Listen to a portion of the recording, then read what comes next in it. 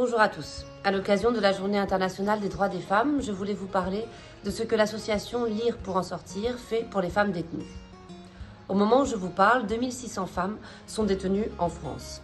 Beaucoup d'entre elles ont des enfants qu'elles voient peu ou pas du tout. Quasiment toutes ont connu dans leur enfance et dans leur vie d'adulte des violences intrafamiliales. Elles subissent des conditions de détention différentes de celles des hommes. Il y a peu de prisons pour femmes et elles sont donc plus souvent éloignées de leur lieu de vie. De fait, elles ont moins de visites de leurs proches et de leur famille. Elles ont souvent moins accès aux activités, à la scolarité, à la formation et elles ont pour la plupart de faibles niveaux scolaires. C'est pour toutes ces raisons que depuis plusieurs années, Lire pour en sortir veut en faire plus pour les femmes et pour le maintien des liens avec leurs enfants. Les femmes ne représentent que 4% des personnes détenues, mais 20% de nos bénéficiaires. À l'occasion de la Journée internationale du droit des femmes, nous voulions leur faire un signe particulier. 320 femmes ont pu bénéficier de cadeaux personnalisés. Elles ont reçu une lettre de Karima Medjedesh, sportive paralympique, primée au JO d'Athènes en 2004, et elles ont également reçu des livres. Des femmes écrivains ont pu venir en détention pour les rencontrer et faire des activités avec elles. J'ai moi-même très récemment rencontré des femmes détenues à la prison de Rennes.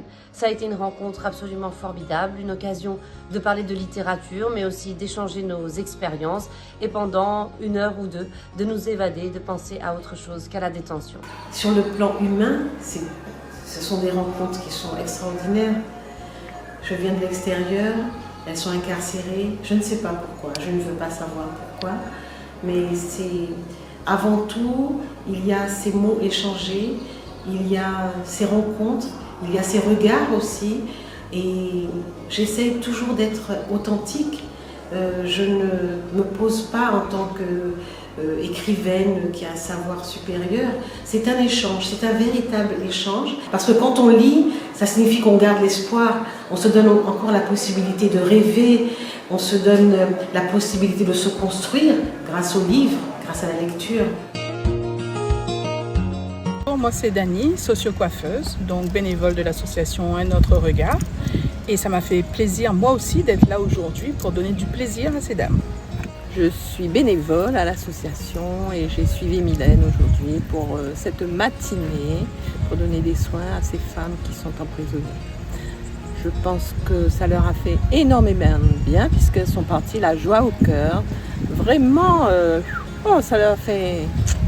Bravo, bravo pour elles. J'ai accompagné ce matin l'événement avec l'association Un Autre Regard qui sont venus du coup maquiller, coiffer les femmes incarcérées à Demingeau. Donc pour moi, en tant que photographe, c'est une première expérience en milieu pénitentiaire et j'ai trouvé cette action super. Pour ma part, ça a été une chouette expérience humaine, mais aussi à travers mes photos, ce que je recherchais, c'était surtout faire ressortir l'émotion et puis